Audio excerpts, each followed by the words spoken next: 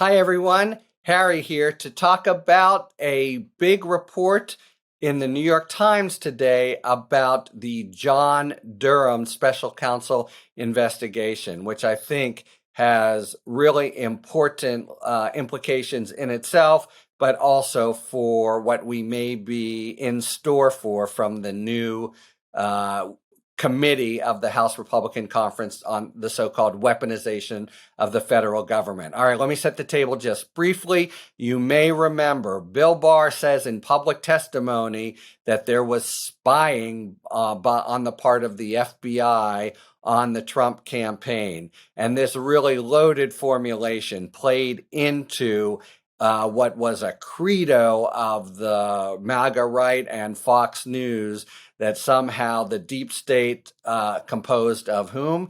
Basically career professionals in the FBI and DOJ, which made it ludicrous from the start for people who had been there, were in the tank against Trump and gave him a very involved investigation over meritless matters while giving a pass to Hillary Clinton over very serious matters of basically having manufactured the whole allegation of Russia's involvement in the 2016 election. So completely wrong-headed on both sides of the equation, but that was an article of faith on the right.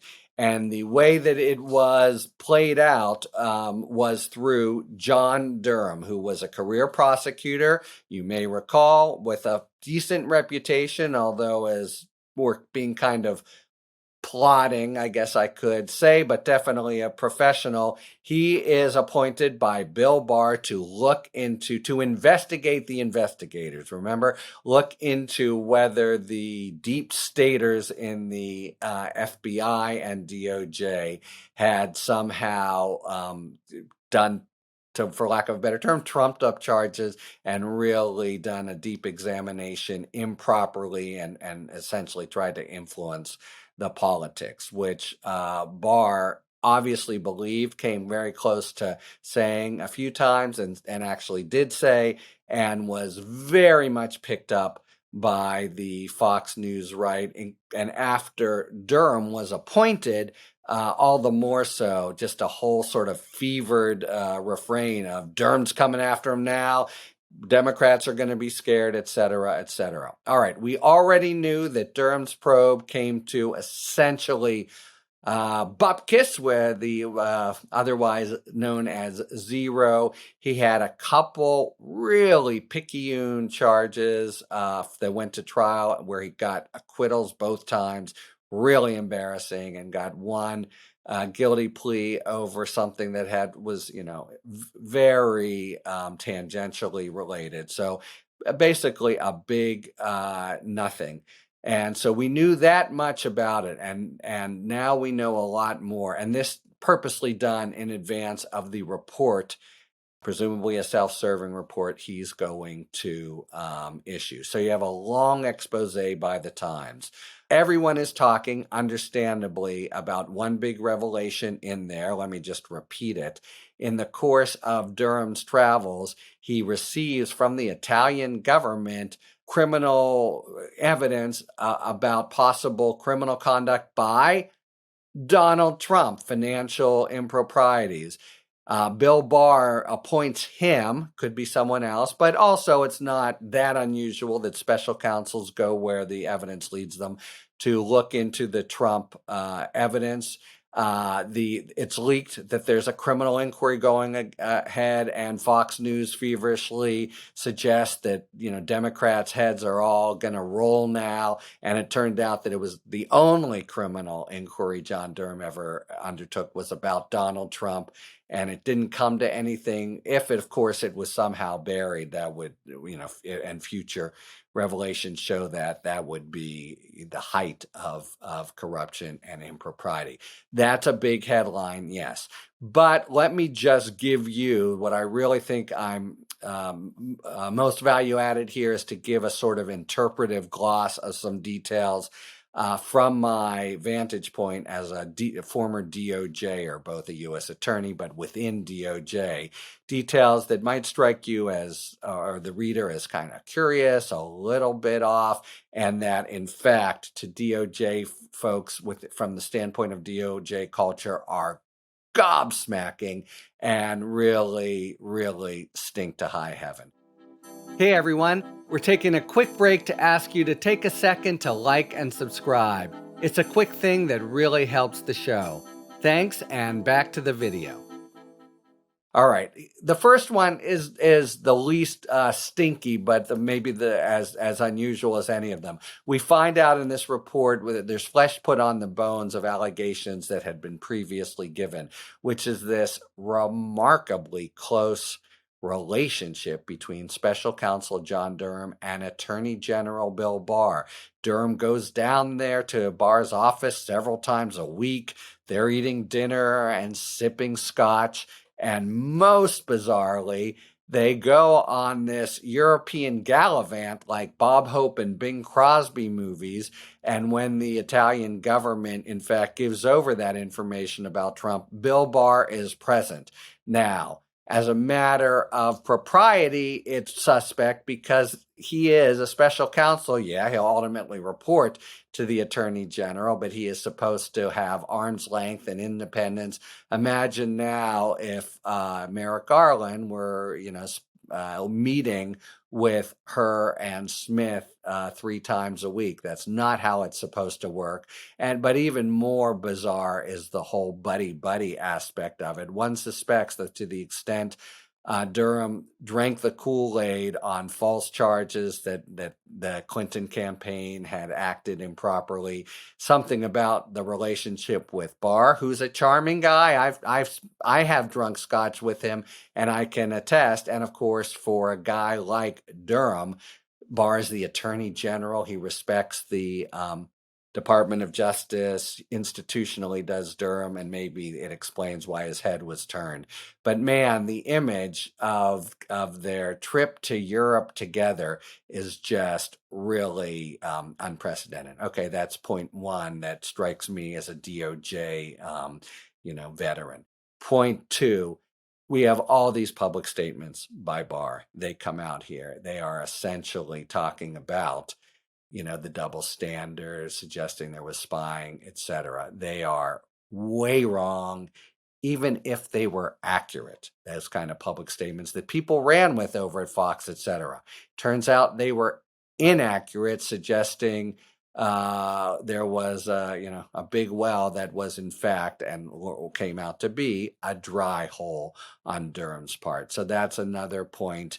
Now, that's not a new kind of misconduct by Barr, but it's a pretty vivid one on a really important allegations. And some of these were made in the, leading up to the election of 2020. It's just, a veteran, a nonpartisan veteran of DOJ just has to shake his head and what is he up to? Imagine again, Merrick Garland now talking about a pending investigation like this. And the third, the one that's actually fairly at the end of the Big Times report, but was to me the most arresting, was the explanation of the resignation of the number 2 deputy to John Durham, a woman named Nora Danahy, hugely respected within the department, longtime prosecutor, state and federal, and longtime ally or colleague, at least, of Durham, and married, in fact, to the U.S. attorney in Connecticut who took the job when Durham stepped down to become the special counsel. So really not a renegade figure at all, an establishment figure. And she had resigned but had steadfastly refused to explain during the investigation itself. It was news, but we now know what happened. And man, it stinks. So there's just a series of decisions that she objects to rightly. And then there's a big one that she's not even told about. She is basically aced out of by Durham and the FBI agents. She is apoplectic completely appropriately and resigns. Does it in an old school way, the most admirable way, just does it, doesn't say anything. To this day, I actually tried at the time, knowing her a bit, to talk to her, but she and others who knew her better, she completely shut down. So very honorably done, but in a way that really bespeaks what was improper, and the decisions that she objected to so stridently are laid out in the Times report. Okay, that's the basic account of what happened. It's pretty ugly, and if you've been in the DOJ, it is uglier. And it's not just a historical episode, because it comes as this report's going to issue, and it's likely to be slanted and somewhat self-serving on Durham's part. Oh, one other big account, the Inspector General, supposed to be independent, not messed with, has found there's no political bias in 2016, and we find that Durham lobbies him to change that finding. Oy vey, trying to lobby the independent Inspector General, really improper. John Durham, as I tweeted today, is just, someone who'd been respected in the latest sort of roadkill on the Trump highway, the example of everything Trump touches dies. So he looks terrible, and a lifelong reputation has been, completely ruined. And we've talked about that before with Bill Barr. Okay, but we now have the same talking points that, among other things, we know amount to literally zero, that appear that they may be about to be embraced by the House Republican Conference on their new committee. I don't want to laugh, but it's so tendentious and overreaching on the weaponization of the federal government. And they want to tell this story, basically, of which the Durham investigation is the cornerstone. And there's no stone there. There's nothing to stand on.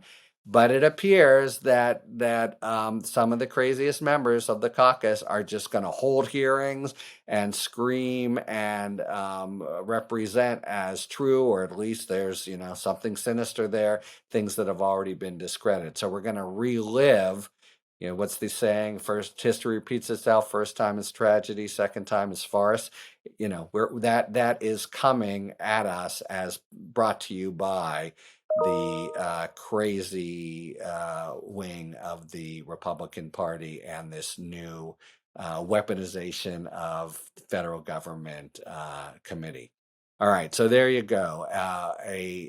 Always from the start misguided investigation came to naught, and now we know internally really tested and broke the boundaries of DOJ conduct and culture, including in some mind-boggling ways.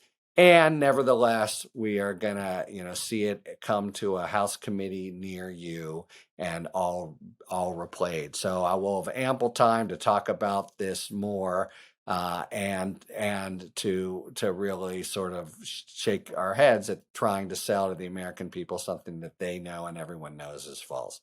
When that happens, we'll be returning to remind you, and there'll be a lot more kind of Sturm und Drang and coverage. So we're not done with this episode by a long shot. And when it returns, I'll be there to talk to you about it. Until then, talk to you later. Thanks for tuning in.